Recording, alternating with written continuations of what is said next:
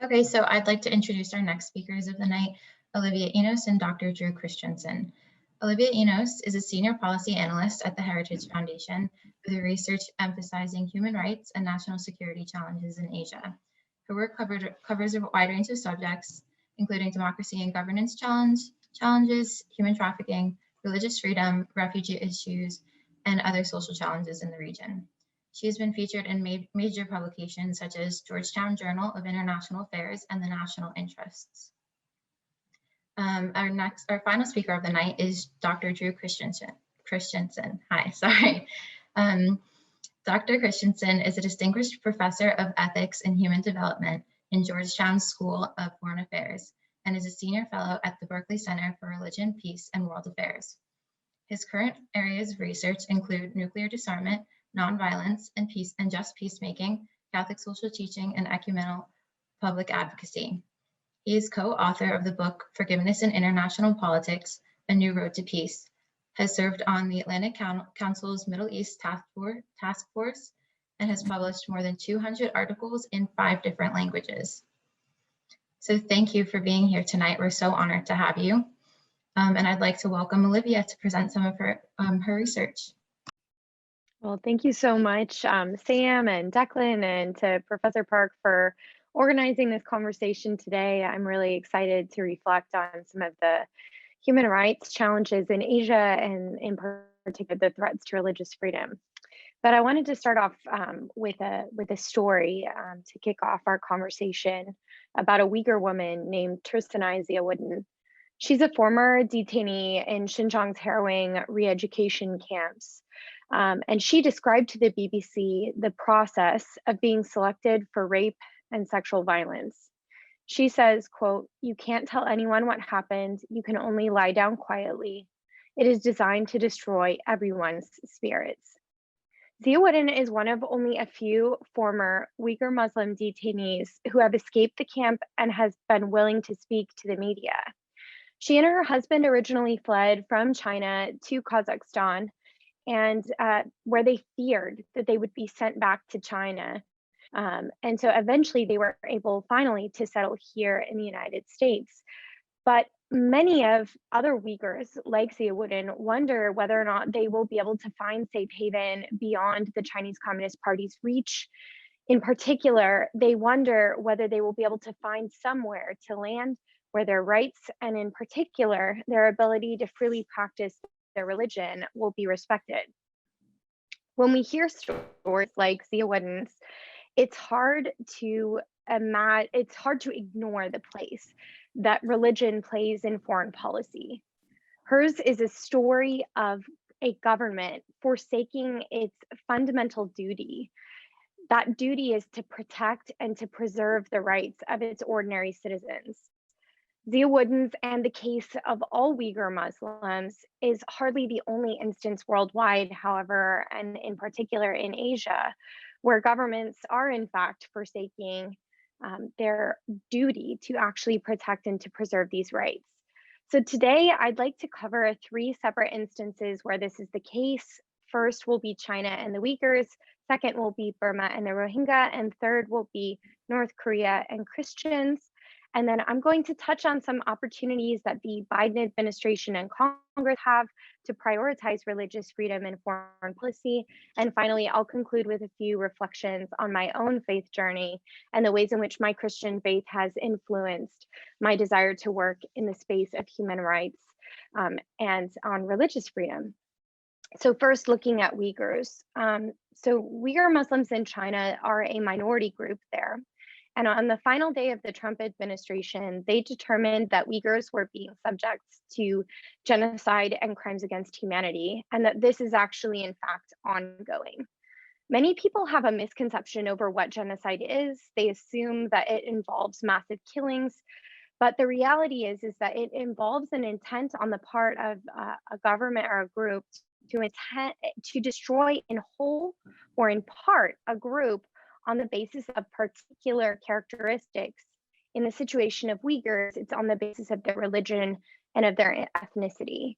And in order to carry out this intent to destroy, the CCP has undertaken very discrete actions that attempt to separate Uyghur Muslims from their place, meaning their home, from their religion, from even their families and their neighbors, so that they can be essentially divorced from the things that make life worth living. One of the really important research that has been done was conducted by Adrian Zenz, a researcher at the Victims of Communism Memorial Foundation. And he found that in Chinese government documents, the Chinese Communist Party had a stated goal of forcibly sterilizing between 80 and 90% of Uyghur women of childbearing age in certain provinces. 80 to 90%. That means that at the very least, the next generation of Uyghurs will be significantly smaller, if not entirely eliminated or eradicated at the rate at which the CCP is going. But this isn't the only way that they are affecting Uyghur families. The CCP has also undertaken efforts to separate Uyghur children from their parents, including by sending between 1.8 and 3 million Uyghur adults into political re-education camps today, but also by separating children even when their parents are not in the camps and sending them to live in kindergartens and otherwise so that they can be indoctrinated in the ways of the CCP and so-called cleansed of what the CCP deems as extremism simply because they engage in religious practice. There are many other ways that the CCP is attempting to target and undermine the religious practice and traditions, as well as the independence of ordinary citizens there, but I'll leave it at that. It's hard to learn about the Uyghur case and not think that religion has a key role to play in foreign policy, especially when it comes to tackling these gross human rights violations. I want to move on to Burma and the Rohingya, which should be a little bit shorter. Burma has been making a lot of headlines most recently because of the coup the military undertook on February 1st. But long before February 1st, 2021, there was another important date that occurred on August 25th, 2017, when the Burmese military carried out so-called clearing operations that the United Nations deems as genocide and crimes against humanity. During those events, the Rohingya were actively targeted, driven from their homelands, with over 10,000 individuals killed, with countless women and young girls raped and subject to sexual violence. And between 800,000 to 1 million of them are presently dislocated from their homeland in Burma and now living inside of Bangladesh because the military drove them out. In this case, it is clear that religion played a key role because overarching discrimination is at play inside of Burmese society because the vast majority of people there are Burman Buddhist, and the Rohingya are not only an ethnic minority, but they're also a religious Muslim minority. And there's a lot of suspicion that has been baked into even the laws that the government has instituted on both the civilian and the military level. Now that the Burmese military is in charge of the government, the ability for them to continue to carry out these atrocities, not only against the Muslim minority Rohingya, but also against minority Christian groups, is now heightened.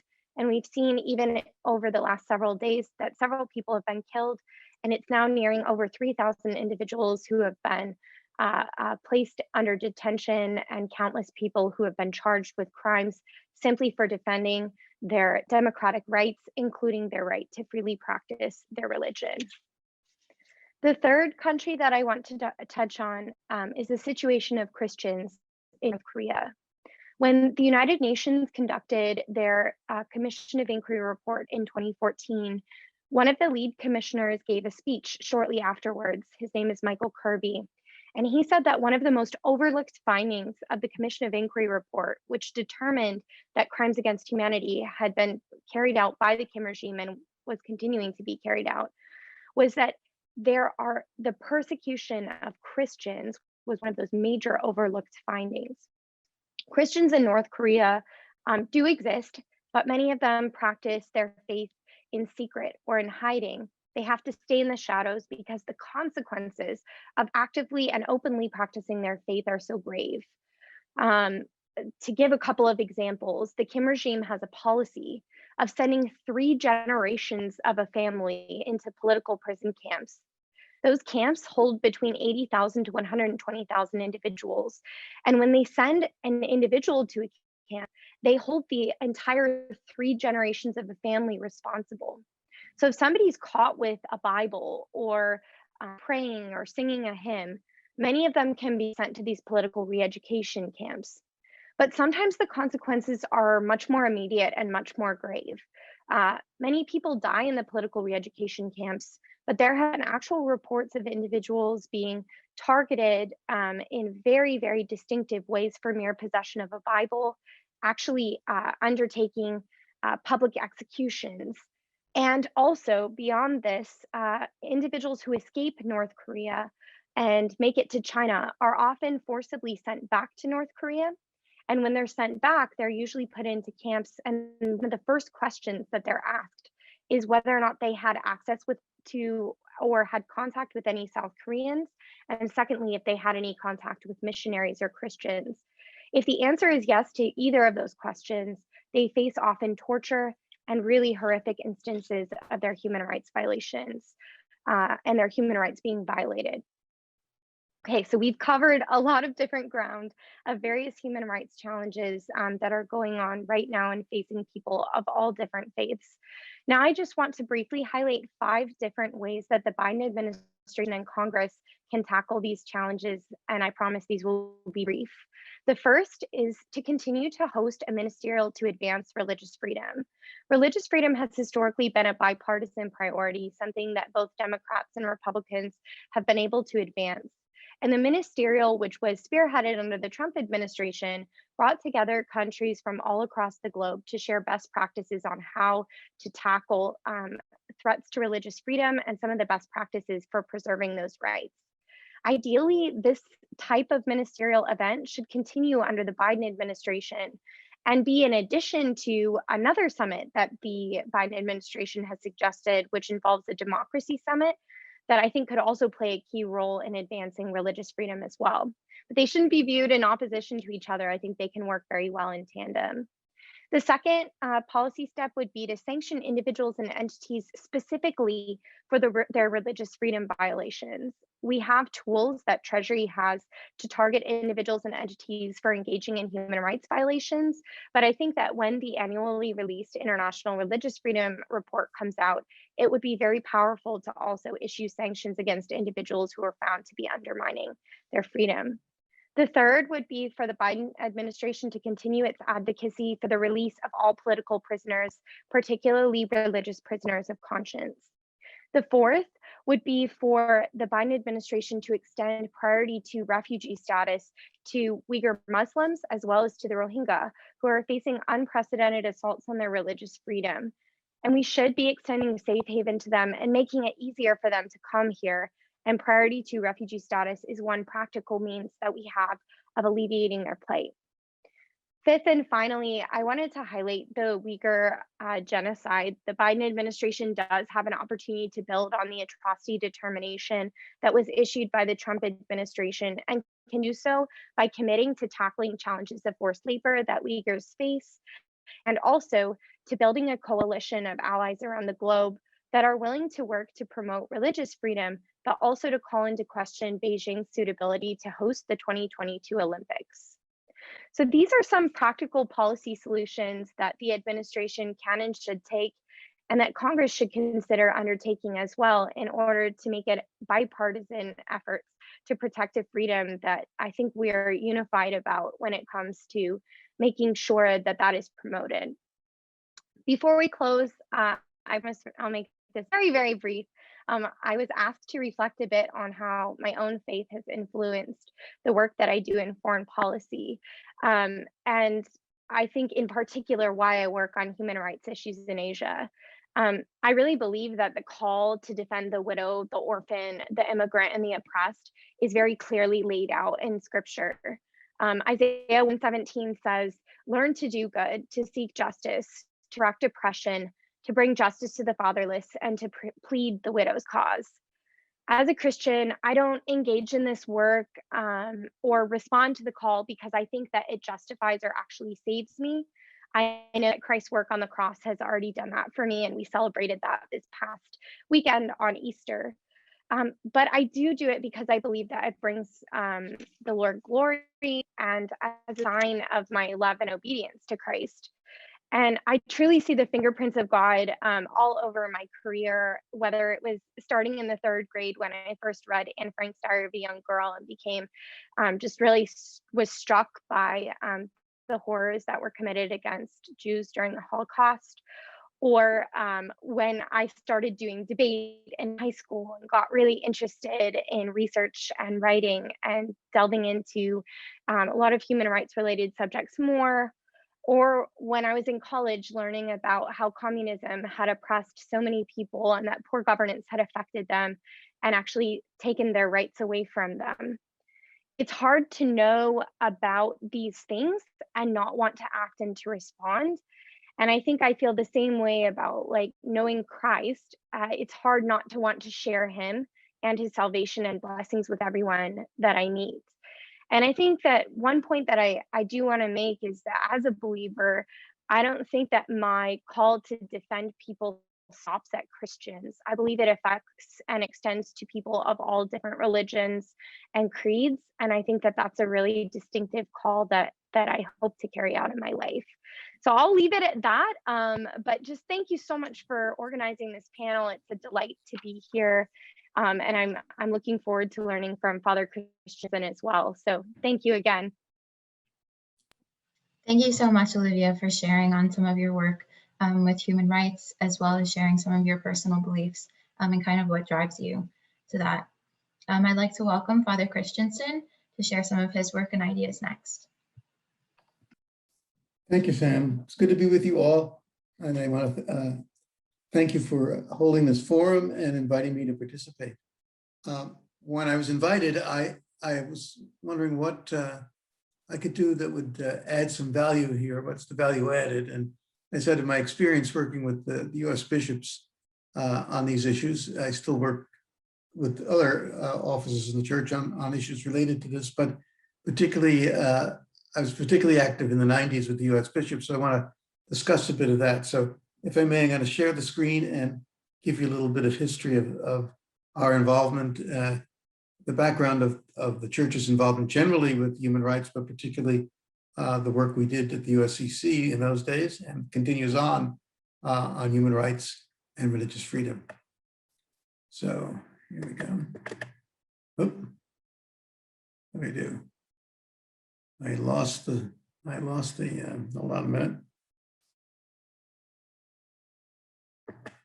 There we go. All right. So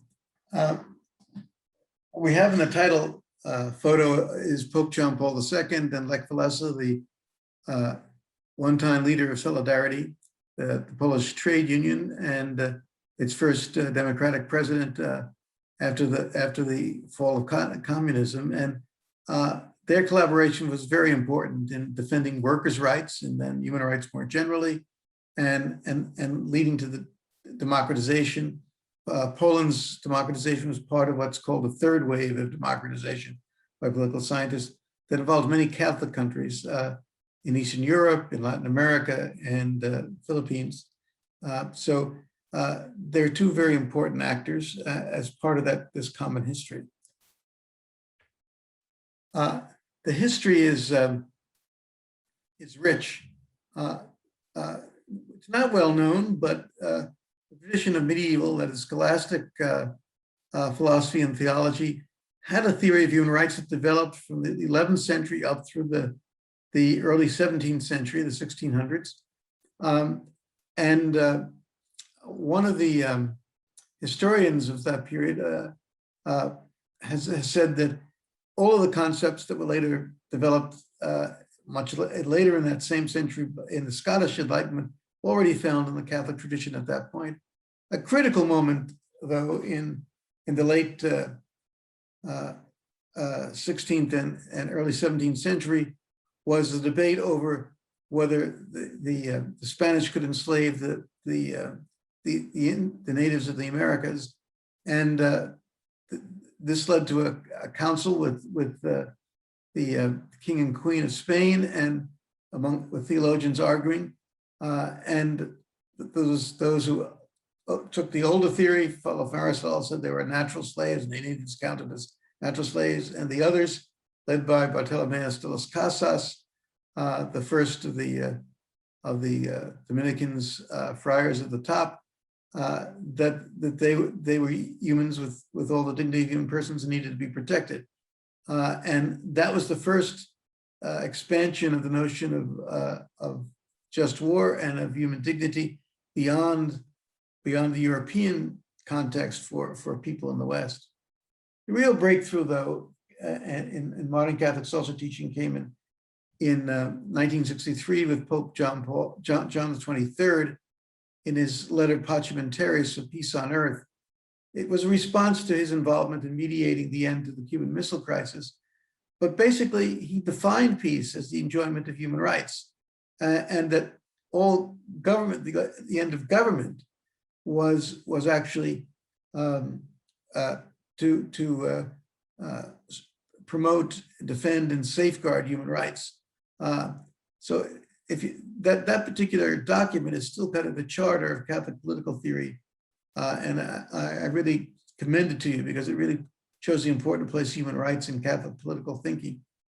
2 years later, in 1965, the Vatican, the Church at the Vatican Council published two important documents, Gaudium et Spes on the Church of the Modern World, and Dignitatis Humanae on religious liberty.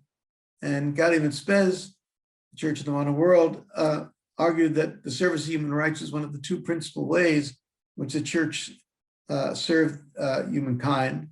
And the Declaration of Religious Liberty basically took the Church's stand with the rest of the West, most of the West, on religious liberty as kind of the fundamental right of all human beings. The Catholic conception of human rights rests on the notion of human dignity, that is, that persons are created in the image and likeness of God. As I said, in that context, the end of all government, so the underlying basis of all government authority, is to secure, safeguard, and promote human rights. And as early as 1963, Pope John had argued that if particular governments failed to do that, other political authorities had a responsibility to defend the people whose rights were violated. Anticipating the responsibility to protect wasn't proclaimed by the UN until 2005. And there's a notion that sovereignty is attenuated because the business of sovereignty is primarily to uphold those rights. And therefore, the sovereignty of a government can be attenuated by other political authorities when those rights are not being served. There are significant contrasts between American understandings of rights and the Catholic understanding. One is that Catholics view rights as being belonging to persons rather than individuals. And persons are always persons in relation. That is, they're always in community, and therefore one has to bow to one another. And so rights accordingly are not absolute as they are in the American system, but relative to equal basic enjoyment by everybody. And so the classic example of that is private property. Private property is understood to be an expression of the common good, but if some people have lots of property and others don't have enough to live on, the redistribution, and in this case, the question in the 60s was land. There's a right to, the state has the responsibility to redistribute for the sake of an equal enjoyment of rights, of basic rights at least. And so in the end, all have to be joined together in charity and therefore ready to make sacrifices to see that others enjoy their rights as well. Just talking a little bit about the Bishops' Conference work, the work that I've engaged in. The first point about Father Laszlo Ladany is that he was an analyst of Chinese religious affairs for many years, situated in Hong Kong, and then later in Taipei. And he was important because he was an objective source of information who read many of the Chinese official documents and was able to kind of screen them and understand what was going on. And we relied on him a lot because there's a lot of controversy in the human rights field about when rights are really being violated or whether outsiders are misunderstanding the situation. We often got pleas from local church officials that outside activists misunderstood what was going on in their situation and therefore were calling for action that wasn't necessary, that they had ways of solving their own problems and outsiders are making it more difficult. Or sometimes we didn't understand that local churches were having internal feuds and so on. And so you need to be very careful about how you wade in one way or another, presuming that there was rights violations going on. So there were a couple of places where we did get involved. And the first was using the Chinese bid to sponsor the Olympics. This was in the early 90s. And using that as kind of leverage to get the Chinese to let up on religious persecution in particular. Later, we also used what was called the most favored nation status. Before China joined the World Trade Organization, there was a process where the US would give liberal trade agreements to countries that had MFN status, but not to others. And so this was a way to kind of pressure China to, again, give more space to especially religious believers. In that process, the Bishops' Conference joined with then Representative Pelosi and Harry Wu, who was an activist for workers' rights in China and was particularly an activist against the work camps that the Chinese ran called Logai. And so his foundation was called the Logai Foundation. In this advocacy, we ramped up the activity at a point when Human Rights Watch asked whether we wanted to join with them in the program of concerted efforts on, especially for the release of imprisoned clergy.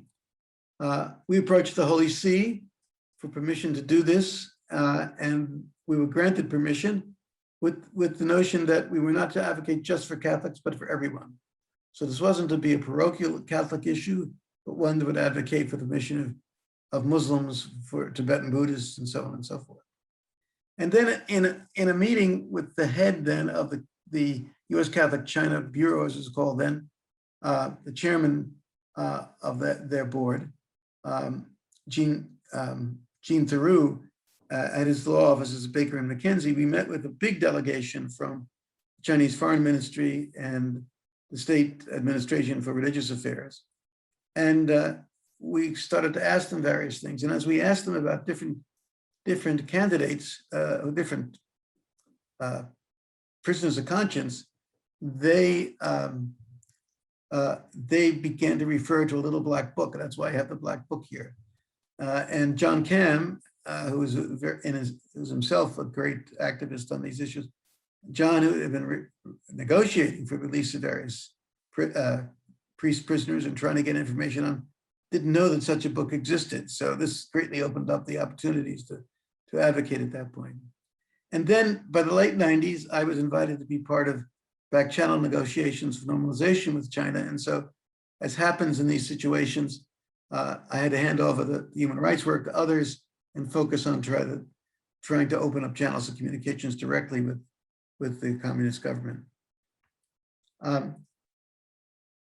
Just quickly about religious freedom, as I said, that the chief document for DACA is the Declaration on Religious Liberty.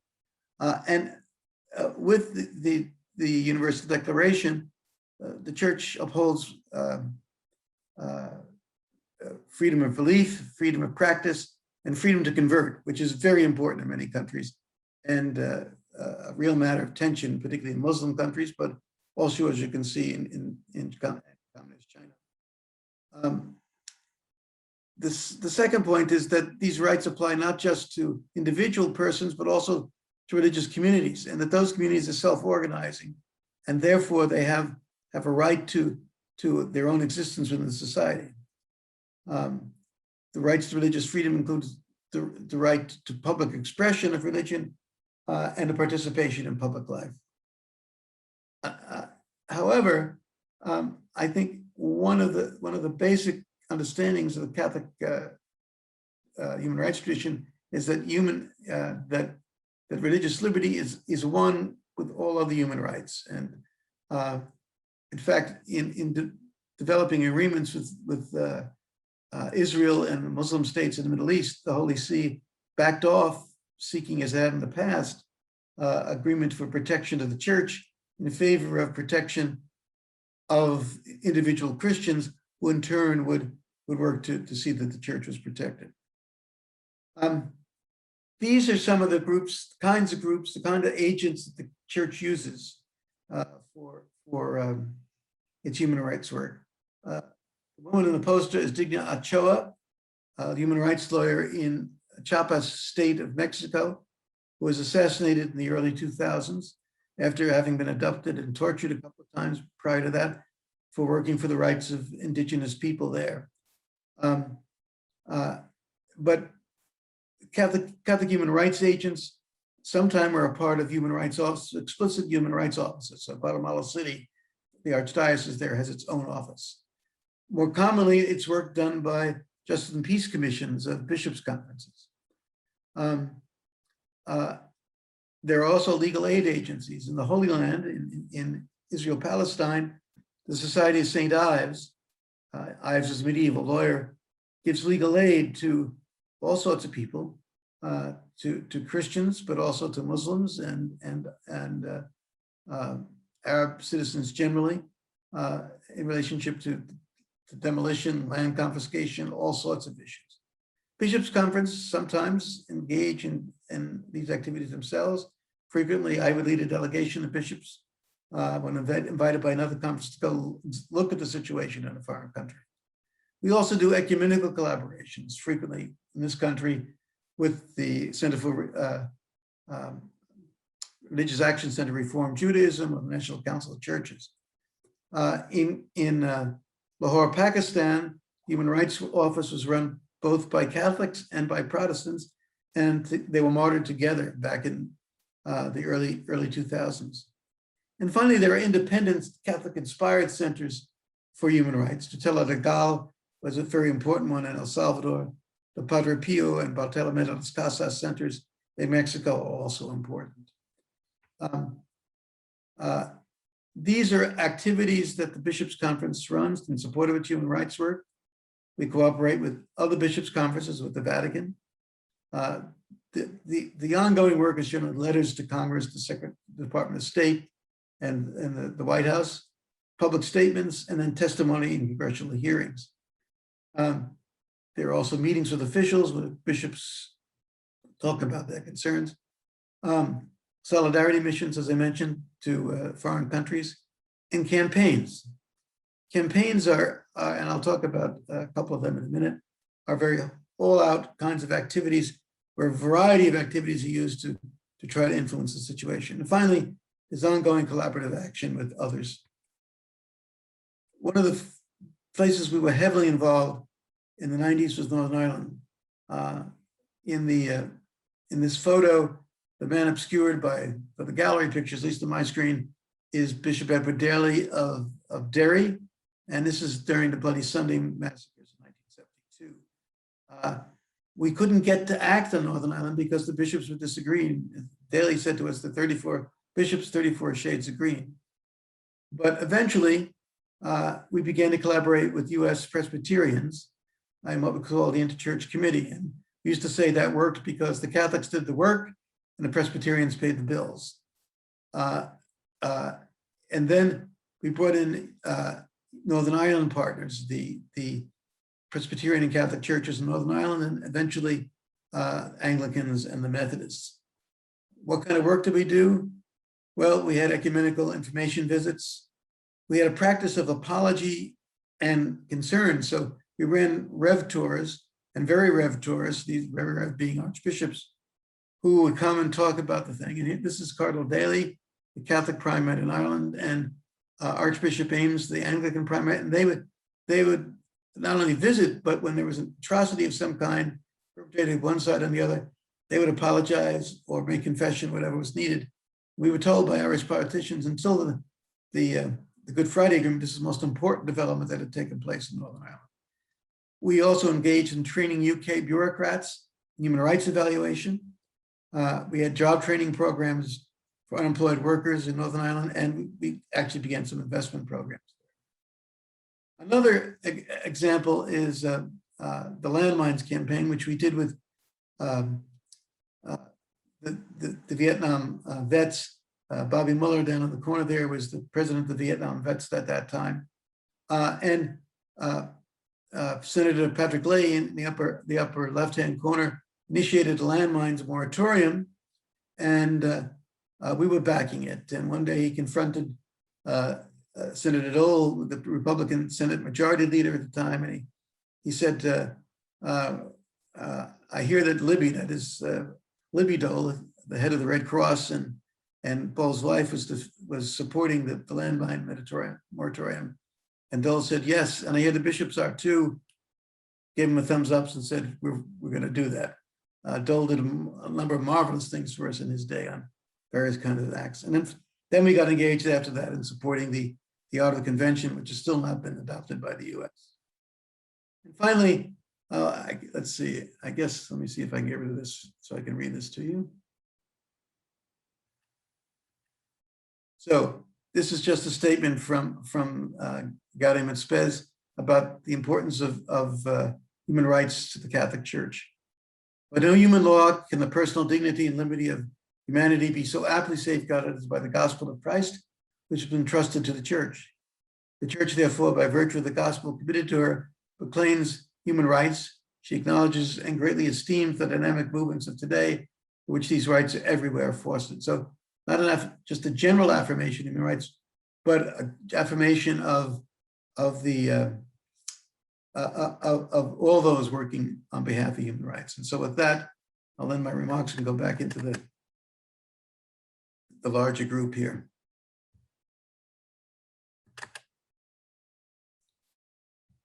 Let's see. Stop share. Okay. Thank you. Thank you so much for sharing all that information, Dr. Christiansen.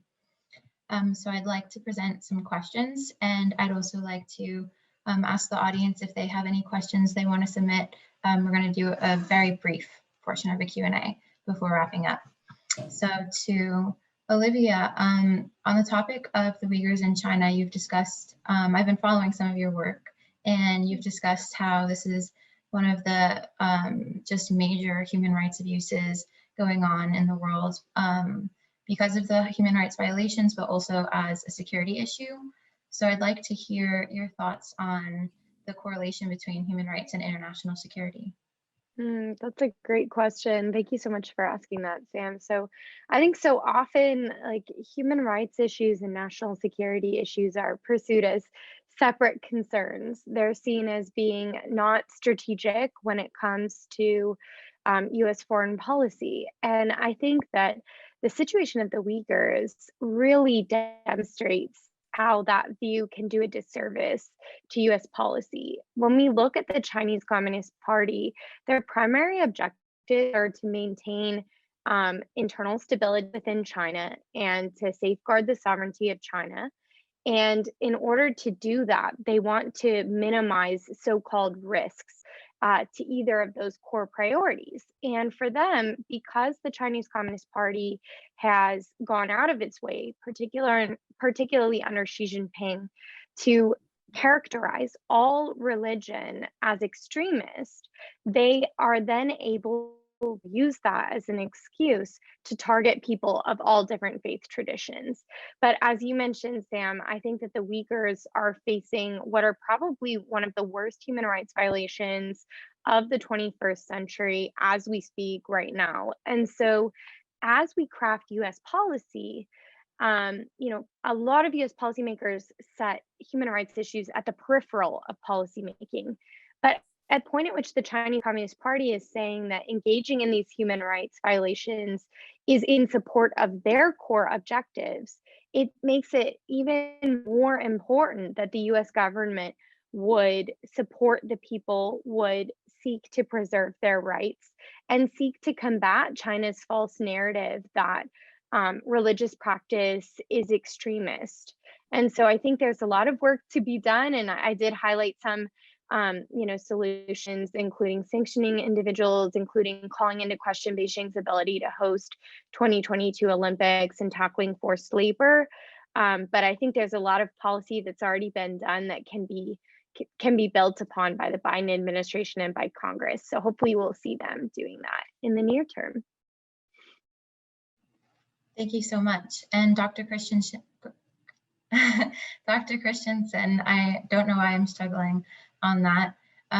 You've mentioned that the government's purpose is to secure and safeguard and promote human rights. So I'd like to know your thoughts on just how the government, have they sufficiently promoted these rights, and what areas can we improve? Well, it depends on what government you're talking about. So, I mean, in terms of the U.S. government. Well, the U.S. government, I mean, I think we've seen a real backward movement in the last 4 years on U.S. involvement in human rights policy. I'm hopeful that the Biden administration will advance it.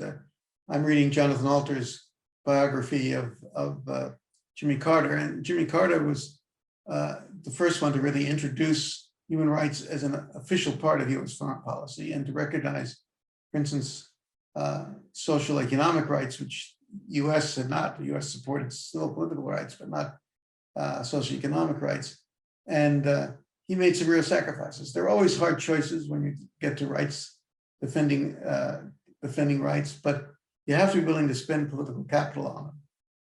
And I hope that the Biden administration will do that. And some of that is defending the institutions that ensure rights. So I take the Biden administration's ending of sanctions against the investigators of the International Criminal Court an important step in doing that, because the court is becoming more and more effective in prosecuting grave offenders of genocide and crimes against humanity. And the U.S. is not a signatory to that treaty. Hope one day it will be, but hope in the meantime, we can resume the Obama practices of collaboration with the court in various kinds of ways. Thank you so much for sharing your thoughts on that. And the Global Policy Institute would like to once again give our greatest appreciation for both of you, Olivia Enos and Dr. Christiansen, for joining us today and bringing such amazing insight to these extremely relevant issues of religious freedom and human rights. Thank you. It's been good to be with you. Thank you very much. Thank you so much.